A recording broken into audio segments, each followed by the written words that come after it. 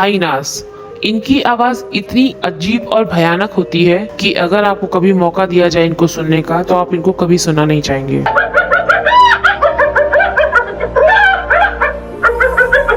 जी हाँ, इनकी इस आवाज का मतलब है कि या तो इन्होंने तुरंत ही एक नया शिकार किया है या फिर करने वाले हैं। चलिए सुनते हैं एलिगेटर्स की आवाज, जिनको सुन के ऐसा लगता है जैसे इनकी आवाज अभी की नहीं बल्कि इतिहास की हो।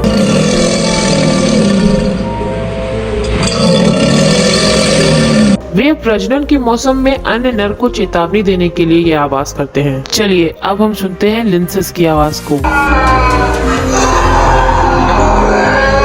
माना जाता है इस आवाज को जानवरों के एक्सोर्सिज्म के नाम से जाना जाता है। साथ ही ये भी माना जाता है कि ये आवाज तब की है जब कोई लिंक्स मर रहा होता है।